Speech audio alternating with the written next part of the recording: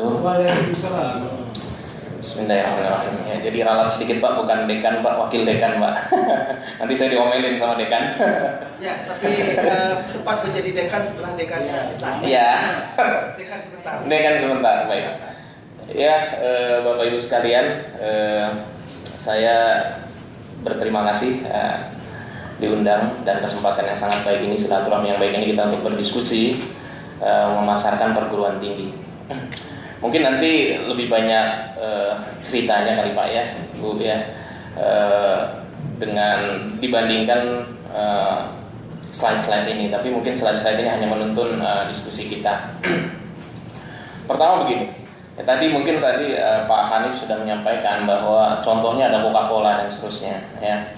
Nah ini yang lebih menarik ya, kita ini ada di industri yang sebenarnya sangat kompetitif ya. Kita industri, saya sebut industrinya industri perguruan tinggi ya, pendidikan tinggi.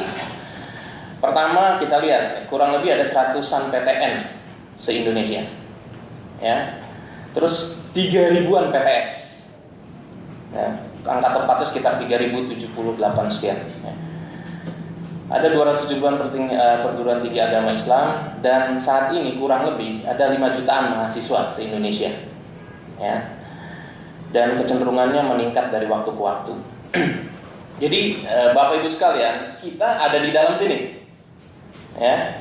Bayangkan ada 3.000 PTS, 100-an PTN ya. 180 Pak, dengan akademi komunitas. Dengan akademi komunitas 180-an ya, bayangkan. Jadi ini bukan industri yang nggak bisa kita ada di sini setengah-setengah gitu. Dan kita nggak bisa di sini tanpa persiapan, gitu, ya. Nah, karakteristik dari industri ini adalah Bapak Ibu sekalian, satu kali si mahasiswa memutuskan jadi konsumen kita, ya. Kalau dia S1 programnya minimal 4 tahun dia bersama kita, 4 tahun bersama kita. Jeleknya kita, salahnya kita selama 4 tahun itu dia langsung tahu, ya.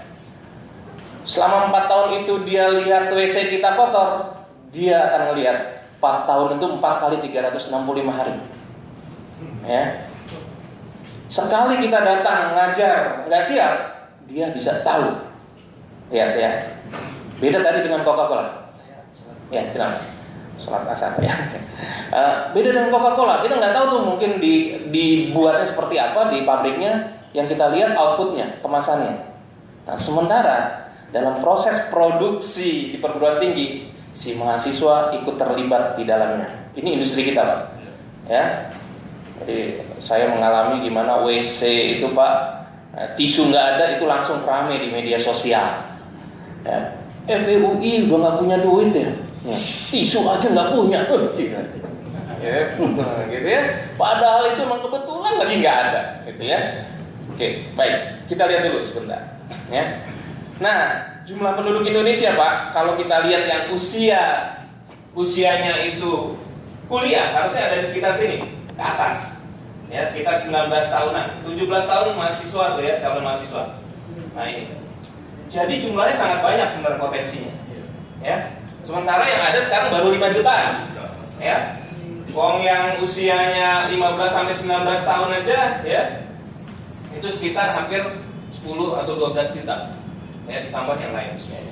Apalagi kalau nanti kita kembangkan menjadi S2, S3 dan seterusnya ya. Jadi oke, ribuan pemain, tapi potensi pasarnya juga besar kan gitu ya, besar. Oke.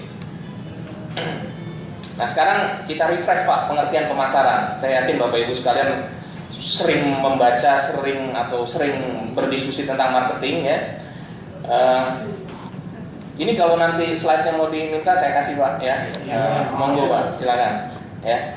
Jadi, nah pertama ya mungkin saya ini deh pointers Pak biar kelihatan.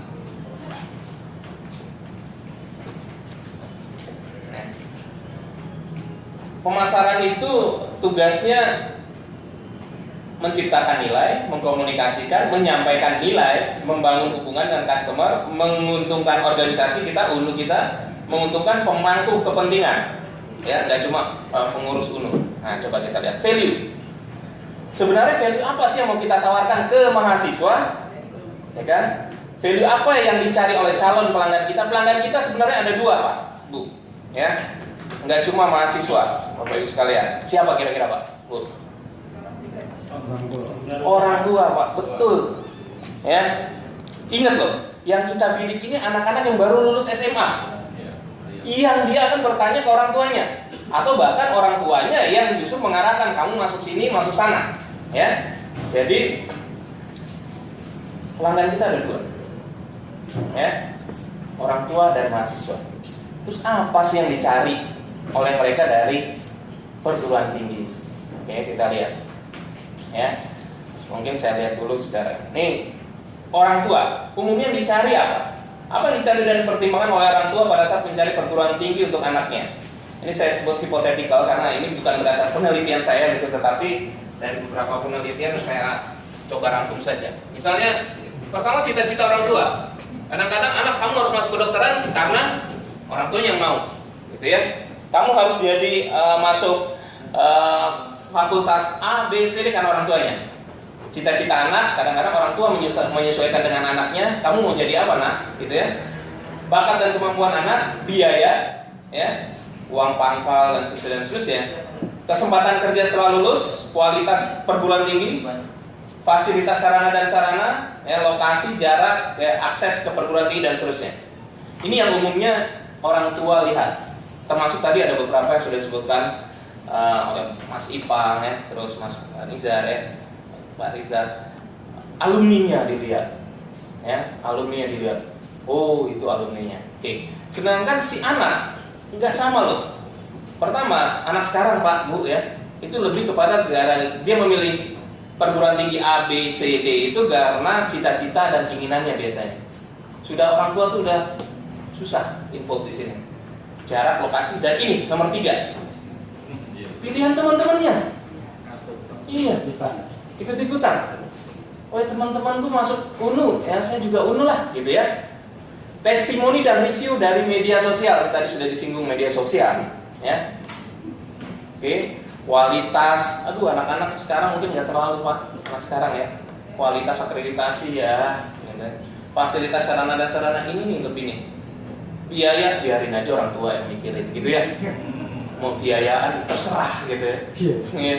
Kesempatan kerja setelah lulus, apalagi anak sekarang banyak yang umumnya udah nggak mikir kerja, Pak. Praktis. Ya, wirausaha mereka, ya, mikirnya praktis saja. Oke. Nah, terus Pak, Bu, jangan lupa pelanggan kita, apalagi kalau sekarang udah punya mahasiswa, Pak, Bu, ya.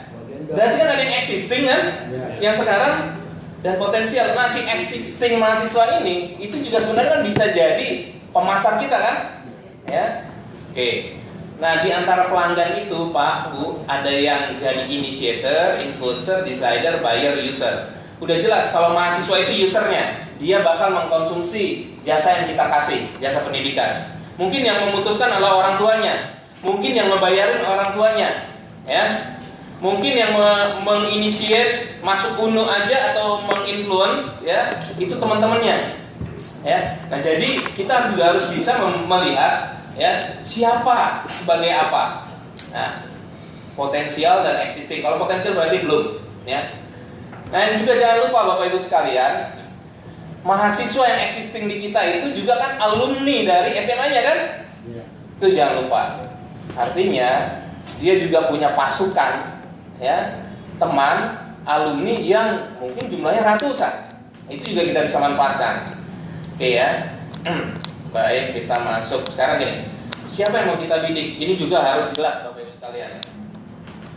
Usia, asal SMA, penghasilan orang tua, tempat tinggal, kadar intelektual, kemampuan bahasa Inggris. Kadang-kadang kita syaratkan kan ya? TPA kita syaratkan kan, minat dan kepribadian dan seterusnya. Ya. Penghasilan orang tua. Nah, ini masuk ke area yang sensitif sebenarnya. Bapak Ibu pasti tahu banyak sekolah-sekolah yang preschool buat anak-anak yang masih balita yang harganya sebulannya lebih mahal ketimbang satu semester. Ya. Oke, banyak ya. Kok ya ada tetap ya orang menyekolahin kan? Nah, artinya apa? Sebenarnya sih nggak usah ragu masalah rupiah. Kita mau men-setting harga SPP kita berapa. Asal jelas buat siapa dan apa yang kita tawarkan. Ya, pengalaman kami di Fakultas Ekonomi Pak UI, ya menarik. Kita ada program khusus kelas internasional yang satu semesternya hampir 40 juta. Itu ngantri Pak. Yang datang ngantri. Bahkan kita harus seleksi. Ternyata ada aja gitu. Ya. Dengan apa? Dengan kita tawarkan memang hal-hal yang value yang tadi, ya yang berbeda.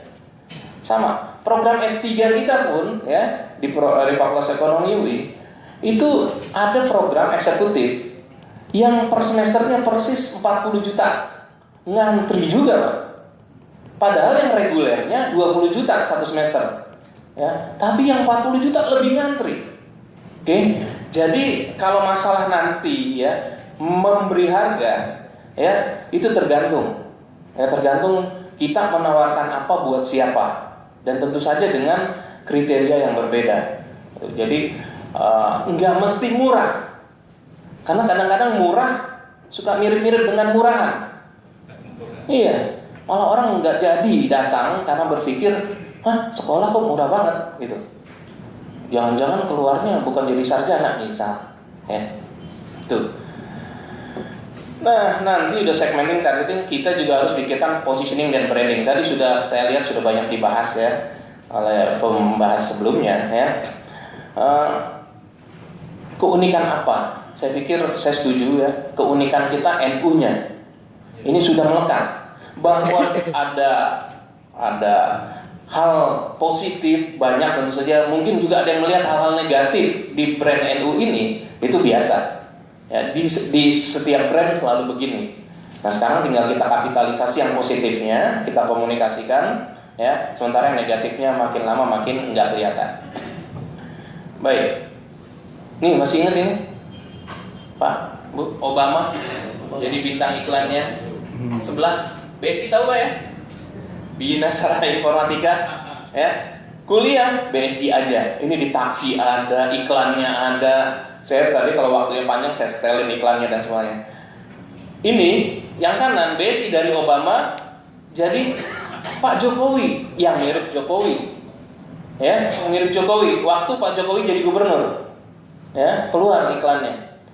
Ya, kurang lebih ini iklannya adalah diwawancara, Pak, gimana Pak, gitu ya. Mengatasi kemacetan di Jakarta. Harusnya para mahasiswa itu, ini Jokowi palsu Pak ya, mencari tempat kuliah yang dekat rumahnya. Yang dekat rumahnya itu kebanyakan BSI, nah gitu ya, di belakang itu BSI itu, ya. Nah, jadi yang tadi iklan disebutkan harganya sangat mahal, ya. Ini BSI pakai ini. BSI yang tadinya cuma ruko-ruko Pak, sekarang udah punya kampus mentereng ya di beberapa tempat. Ya, dan menurut pimpinannya dua iklan ini berhasil. Ya, menggait target marketnya itu tadi. Ya, memang kalau BSI relatif murah, ya kuliahnya, ya terus memang ada di mana-mana, ya. Jadi walaupun orang tahu Obama palsu, Jokowi palsu, tetap datang karena mereka yakin ijazahnya nggak palsu gitu loh, ya ijazahnya asli. Nah sekarang gini Pak, masalah komunikasi yang tadi juga sudah disinggung. Secara teori ini sekarang komunikasi yang berlaku itu ada tahapan ISAS namanya. Pertama get attention, tarik perhatian si calon-calon ini, bikin mereka tertarik. Nah sekarang dengan era internet yang dilakukan orang kalau tertarik apa Pak? Searching kan? Googling tadi diajarin, ya langsung keluar cuma satu misalnya, ya apalagi ya dicari pimpinannya, rektornya siapa, ya search yang pertama kali dilakukan sekarang. Begitu orang tertarik, searching di internet informasi apa, maka betul tadi gunakan internet, perbanyak berita news di internet, ya. Testimoni anak-anak yang sudah jadi siswa kita, mahasiswa kita, suruh dia mentestimoni yang baik tentang universitasnya. Ya, nggak usah di Facebook, nggak usah di mana-mana, di profil ininya aja Pak, BBM atau WhatsApp-nya, ya. Asik banget nih kuliah di UNU bisa, gitu ya. Udah. Paling nanti temannya nyaut, lu dibayar berapa? Gitu ya. Baik. Search, begitu search yakin, cari informasi, action, beli. Yes, gue daftar, saya daftar. Begitu daftar, dari mulai daftar, diterima, ospek, dan seterusnya, proses belajar mengajar. Kalau ada apa-apa, siswa sekarang, Pak, mahasiswa sekarang, share. Langsung share. Nah, makanya harus yang baik-baik terus yang kelihatan. Gitu loh. Dan terasakan. Nah, ini Pak. Kita sebagai perguruan tinggi, ini ada di industri yang punya ciri-ciri ini. Dan kembali kita relatif lebih susah memasarkan sesuatu dengan ciri-ciri ini. Pertama, intangible. Pak, Bu, jasa itu, jasa pendidikan, nggak kelihatan kan jasanya? Tapi yang kelihatan apa nih Pak? Hasilnya. Apalagi yang kelihatan nih? Gedungnya, tempat parkirnya, WC-nya, dosennya, pimpinannya, websitenya. Apalagi Pak?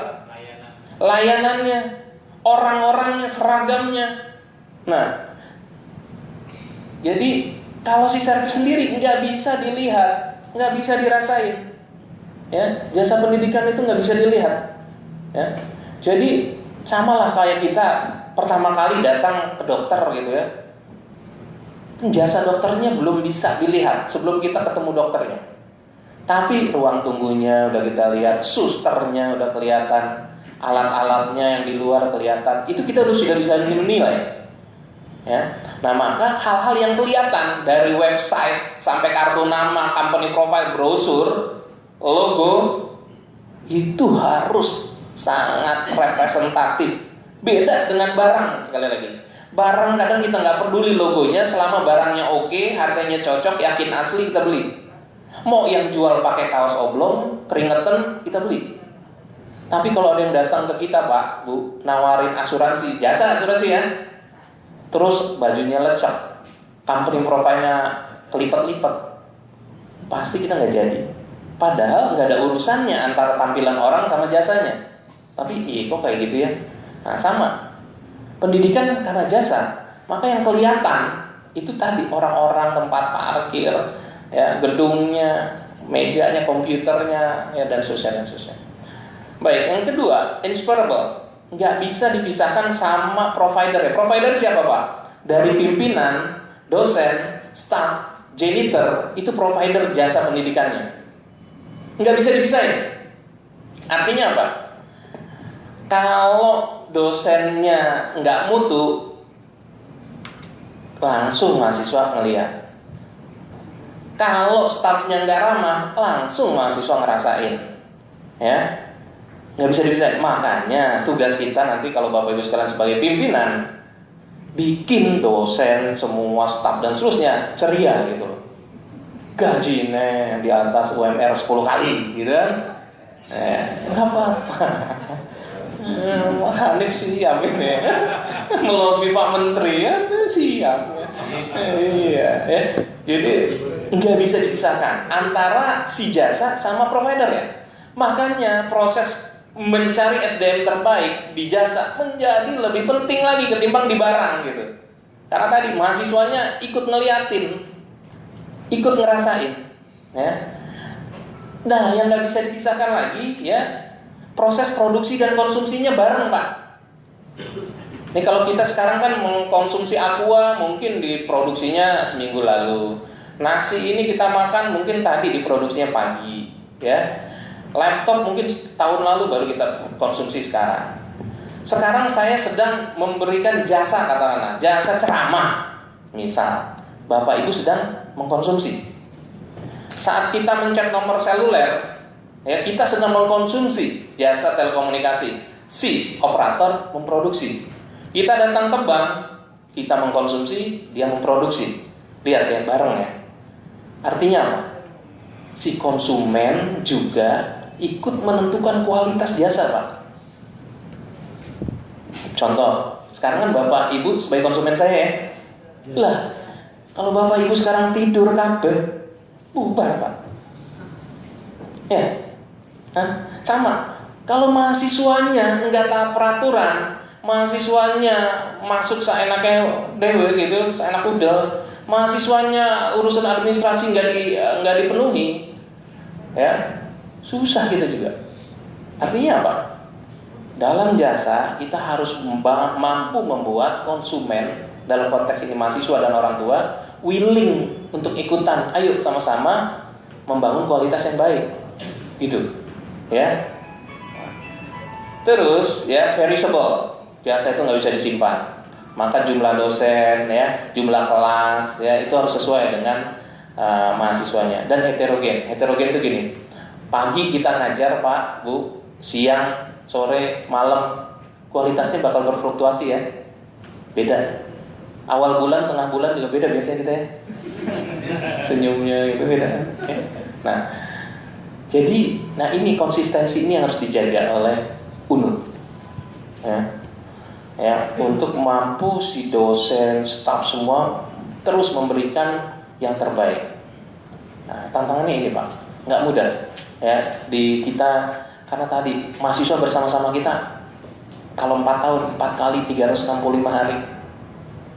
Ya, bayangkan itu. Dan orang tuanya pun ikutan juga. Kalau ada apa-apa pengen tahu, nelpon dan seterusnya. Ya. Dan pasti mungkin di antara Bapak juga dan Ibu sudah pernah merasakan didatangin orang tua, ya, dari yang minta keringanan SPP sampai yang marah-marah gitu kan ya, karena jabatannya berentet di belakang gitu ya. Nah, ini kan hanya ada di jasa seperti ini. Oke. Dan yang dilihat oleh mahasiswa dan orang tua Bapak Ibu ya, dimensi-dimensi yang diperhatikan ya oleh pelanggan kita dalam bisnis ini ya. Pertama tadi yang kelihatan, tangible. Terus reliability, kemampuan untuk memberikan jasa pendidikan secara tepat, cepat, dan akurat ya. Ngajarnya mau dosennya si A, si B, si C, kalau mata kuliahnya manajemen pasaran pasti harusnya begini gitu. Berarti kan apa? Silabusnya, SAP-nya, BRP-nya harus bagus kan? Itu ya.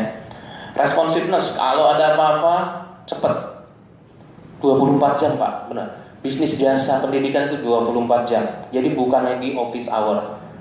Itu kami rasakan ya di UI ya. Twitter administrasi pendidikan kami itu 24 jam.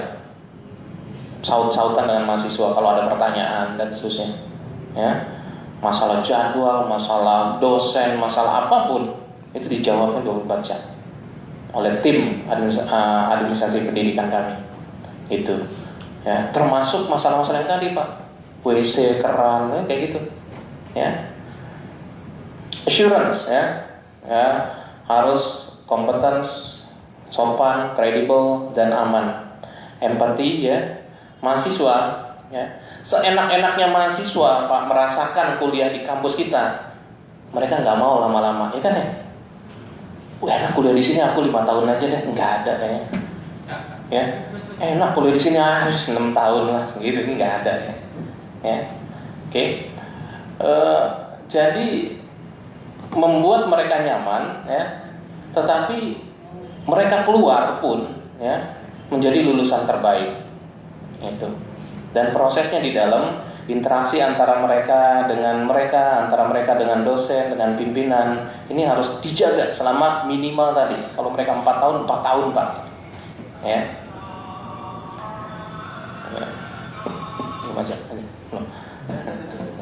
Nah, 4 tahun. Kami di Fakultas Ekonomi, sedikit cerita Pak, Fakultas Ekonomi UI itu ada 18 program studi. Existing mahasiswanya tuh 7.000. Jadi kami dari S1 sampai S3 itu 7.000. Mengelola dosen dari dosen tetap dan non tetap itu 700 orang. Itu satu fakultas ya. Karyawannya kurang lebih 500 ya.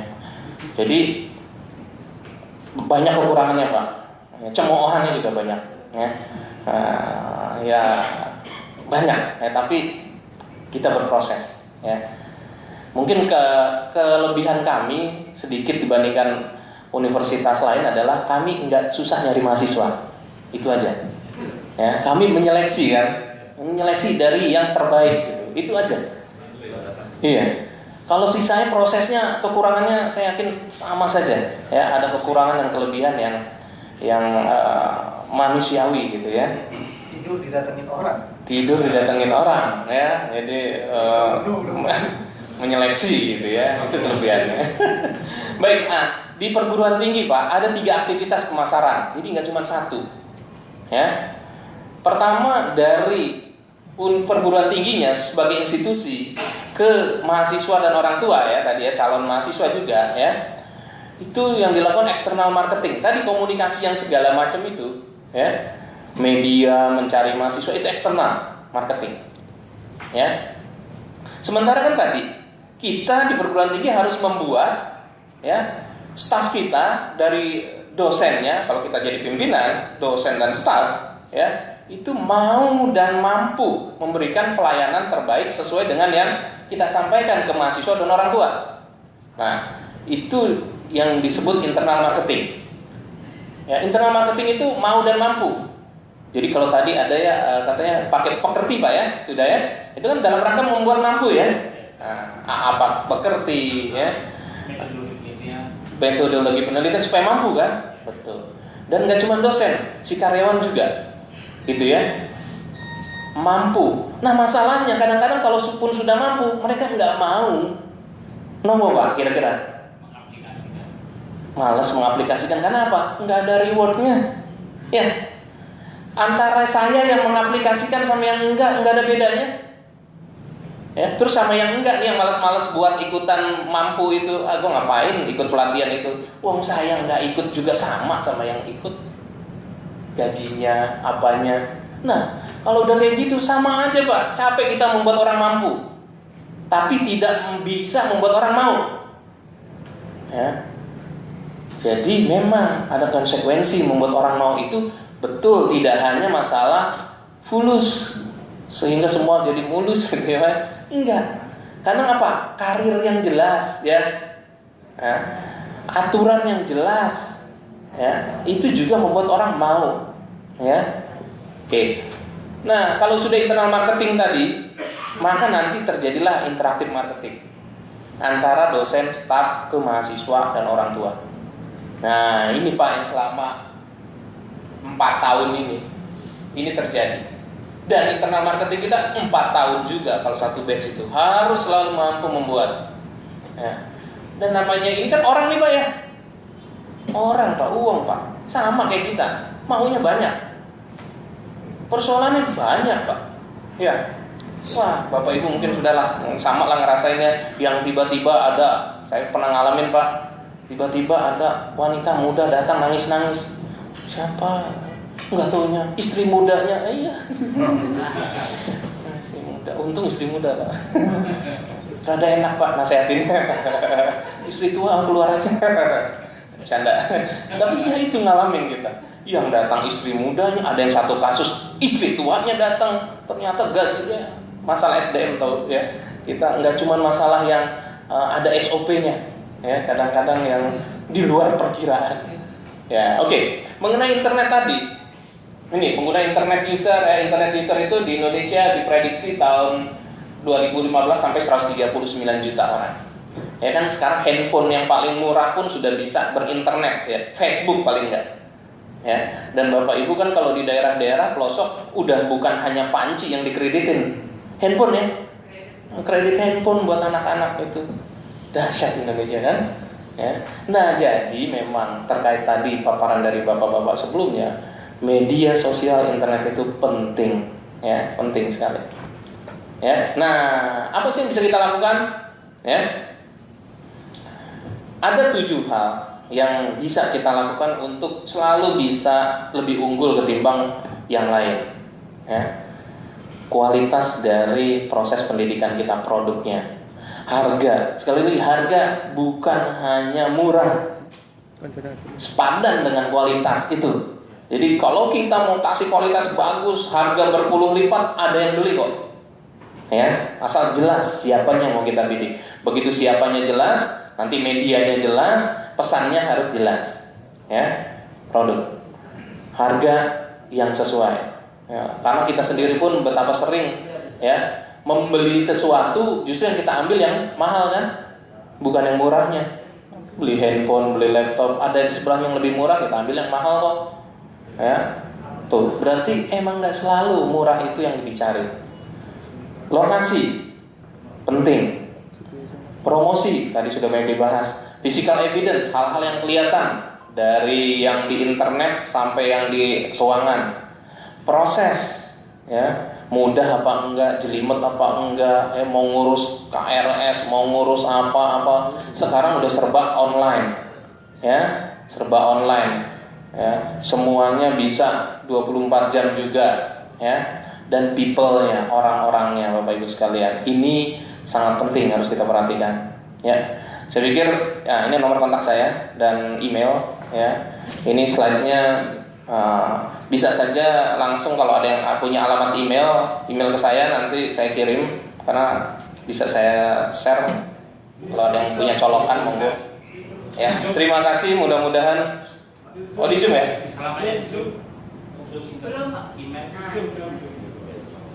Ya. Ya, terima kasih. Mudah-mudahan bermanfaat walaupun sedikit.